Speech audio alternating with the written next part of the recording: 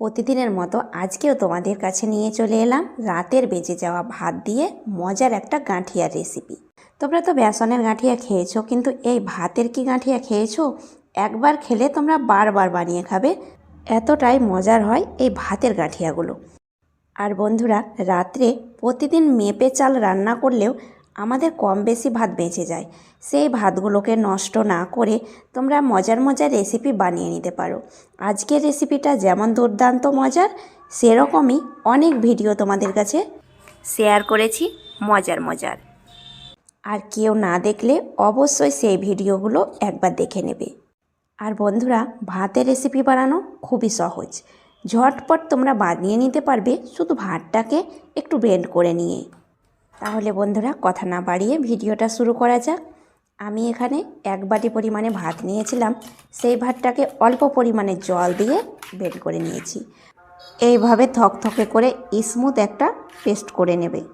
এরপরে সরাসরি চুলোর মধ্যে আমি ভাতটাকে বসিয়ে দিলাম। এবার বন্ধুরা, আঁচটাকে একদম মাঝারিতে রেখে কিছুক্ষণ নাড়াচাড়া করে নেব। আর এই ভাতের মধ্যে কোনো রকম জল ব্যবহার করবে না। কিছুক্ষণ নাড়াচাড়া করে নেওয়ার পরে দিয়ে দেবে স্বাদ মতো লবণ আর 1 চামচ পরিমাণে কালো জিরে। এই ভাতের গাঁঠিয়াগুলোতে কিছু পরিমাণে একটু কালো জিরে থাকলে খাবার সময় কালো জিরেগুলো দাঁতে পড়ে আর বেশ ভালো লাগে। এবার বন্ধুরা দিয়ে দিচ্ছি চালের গুঁড়ো। আমি এখানে 1 বাটি পরিমাণে চালের গুঁড়ো নিয়েছি, অল্প অল্প করে দিয়ে একটা ডো বানিয়ে নেব। আর একসঙ্গে চালের গুঁড়ো দেবে না, আঁচটাকে একদম লোতে রেখে অল্প অল্প করে চালের গুঁড়ো দেবে আর এইভাবে মেশাতে থাকবে। আর বন্ধুরা, যতটা পরিমাণ চালের গুঁড়ো তোমাদের লাগবে ততটাই অ্যাড করবে। আমি চালের গুঁড়োর মাপটা ঠিক বলে দিচ্ছি না, আমি 1 বাটি নিয়েছি, আমার কম বেশি লাগতে পারে। এবার দিয়ে দিচ্ছি একটু ফুড কালার। কালারটা অপশনাল, তোমরা না চাইলে বাদ দিয়ে বানিয়ে নিতে পারো, কিন্তু কালার দিলে একটু ভালো লাগবে। আর যেহেতু গাঁঠিয়া বানাচ্ছি তাই গাঁঠিয়ার কালারেরই একটু হালকাভাবে করে নিচ্ছি।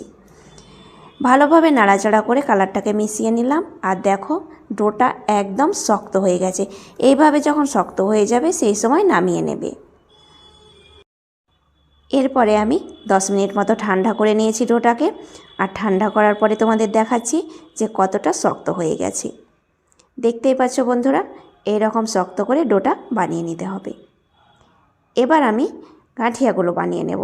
গাঁঠিয়া বানানোর জন্য আমি এখানে বড় ধরনের একটা ট্রে নিয়েছি আর একটা থালা নিয়েছি। এবার একটু তেল ব্রাশ করে দিচ্ছি। তেল একটু ব্রাশ করে নিলে গাঁঠিয়াগুলো খুব সহজে উঠে আসবে। তারপরে আমি গাঁঠিয়া বানানোর জন্য একটা মেশিন নিয়েছি। এরকম মেশিন তোমাদের বাড়িতে না থাকলে তোমরা প্লাস্টিকের জলের বোতল দিয়েও গাঁঠিয়াটা বানিয়ে নিতে পারো। শুধু ক্যাপটাতে একটু গাঁঠিয়ার মতো শেপ করে নেবে। দেখতেই পাচ্ছ শেপগুলো। এবার বন্ধুরা, এই মেশিনের মধ্যে একটু তেল ব্রাশ করে নিচ্ছি যেন গাঁঠিয়ার ব্যাটারটা মেশিনের মধ্যে লেগে না যায়। মেশিনের মধ্যে খুব সহজে কিভাবে গাঁঠিয়াটা বানিয়ে নেওয়া যায় তোমরা একটু লক্ষ্য করে দেখো। গাঁঠিয়ার শেপের ছাঁচটাকে ভরে নিলাম, তারপরে ব্যাটারটাকে ভরে নিচ্ছি। অল্প অল্প করে ব্যাটারটাকে নিয়ে আমি একদম মেশিনটা ভর্তি করে ব্যাটারটা ভরে নিচ্ছি। এবার ঢাকনাটাকে ভালোভাবে লাগিয়ে নেব। এই মেশিনগুলোতে গাঁঠিয়া বলো, কুরকুরি বলো, চিপস বলো, তোমরা যেটাই বানাবে খুব সুন্দর বানিয়ে নেওয়া যায় আর খুব সহজে আর অল্প দামের মধ্যে এই মেশিনটা তোমরা কিনে নিতে পারবে। এবার এই হ্যান্ডেলটাকে শুধু চারিপাশে ঘোরাতে থাকবে আর গাঁঠিয়ার শেপগুলো খুব সুন্দরভাবে থালার মধ্যে একদম বিছিয়ে পড়তে থাকবে। গাঁঠিয়াগুলো একটার গায়ে আর একটা পড়লে কোনো অসুবিধে নেই, তোমরা হাত দিয়ে এটাকে ভালোভাবে উঠিয়ে নিতে পারবে। কেননা শুকনোভাবে ব্যাটারটা বানিয়েছি, তাই একটার গায়ে আর একটা চিপকে লেগে যাবে না। দেখো, কথা বলতে বলতে এক থালা আমি একদম গাঁঠিয়া বানিয়ে নিলাম। এবার আমি এই ট্রেটাকে সাইডে রেখে দিচ্ছি, তারপরে থালার মধ্যে বানিয়ে নিচ্ছি। আর অবশ্যই তোমরা এটাকে ভালোভাবে রোদে শুকাতে থাকবে। ভালোভাবে রোদে না শুকালে কিন্তু ভাজার সময় একদম কুড়মুড়ে হবে না। এই ভিডিওটা আশা করছি তোমাদের ভালো লাগবে। ভালো লেগে থাকলে লাইক, কমেন্ট, শেয়ার করবে। আর বন্ধুরা, চ্যানেলটাকে সাবস্ক্রাইব করে সাথেই থাকবে। কেউ ফেসবুক পেজ থেকে দেখলে পেজটাকে ফলো করবে। দেখো, থালা ভর্তি করে আমি গাঁঠিয়াটা দিয়ে নিয়েছি। আমি 2 থেকে 3 দিন ভালোভাবে রোদ্রে গাঁঠিয়াগুলোকে শুকিয়ে নেব। 2-3 দিন পর ফিরে আসছি। আমি 3 দিন ভালোভাবে রোদ্রে শুকিয়ে নিয়েছি বন্ধুরা গাঁঠিয়াগুলোকে। আর দেখতেই পাচ্ছ বন্ধুরা কত সুন্দর হয়ে গাঁঠিয়াগুলো শুকিয়ে গেছে, একদম হাতেই ভেঙে যাচ্ছে আর কালারটা খুব সুন্দর এসেছে। এবার চলে যাচ্ছি সরাসরি কিচেনে গাঁঠিয়াগুলো ভেজে নেওয়ার জন্যে। চুলোর মধ্যে একটা কড়াই বসিয়ে দিয়ে দিচ্ছি পরিমাণ মতো সরষের তেল। তেলটা গরম হতে থাক আর গাঁঠিয়াগুলোকে একটু ছোট করে ভেঙে নিচ্ছি। গাঁঠিয়াগুলো অনেকটাই বড় আছে, তাই কড়াইয়ের মধ্যে আঁটবে না, একটু ভেঙে নিচ্ছি। এতে খেতেও খুব সুবিধে হবে আর ভাজতেও খুব সুবিধে হবে। এবার বন্ধুরা ছোট ছোট করে গাঁঠিয়াগুলোকে ভেঙে নিয়ে চলে যাচ্ছি ভেজে নিতে।